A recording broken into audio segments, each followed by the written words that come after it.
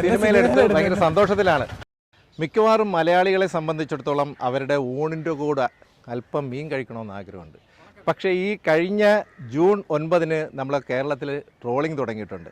അതോടുകൂടി പച്ചമീനിന് കിട്ടുന്നത് വളരെ ദുർബലമായി, അതായത് മീൻ രുചിക്കണമെങ്കിൽ കുറച്ചധികം പൈസ കൊടുക്കേണ്ട ഒരവസ്ഥയിൽ കൂടെയാണ് ഇപ്പോൾ പോയിക്കൊണ്ടിരിക്കുന്നത്. പക്ഷേ എല്ലാവർക്കും ആശ്വാസമായിട്ടുള്ളൊരു സ്ഥലത്താണ് ഞാൻ നിൽക്കുന്നത്.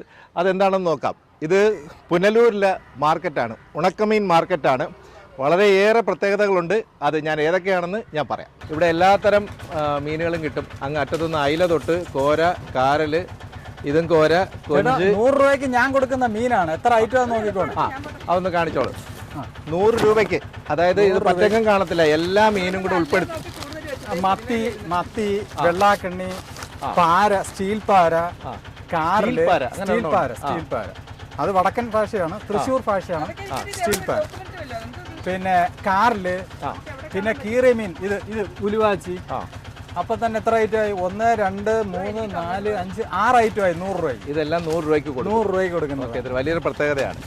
അത് പ്രധാനപ്പെട്ട കാര്യം ഞാൻ പറഞ്ഞ കണക്ക് തന്നെ ട്രോളിംഗ് ആണ്. ട്രോളിംഗ് തുടങ്ങിയതിന് ശേഷം ഇനി അത് കഴിഞ്ഞല്ലാതെ ഇവിടെ പച്ചമീൻ വരാൻ സാധ്യത വളരെ കുറവാണ്. ഉണ്ടെങ്കിൽ തന്നെ നല്ല വിലയാണ്. ഇതാ എത്ര വർഷമാവും ഈ ബിസിനസ് തുടങ്ങി? 65 വർഷത്തോളമായിട്ട് നമ്മളിങ്ങനെ നിരന്തരം ഉണക്കമീൻ കൊടുത്തോണ്ടിരിക്കുകയാണ്.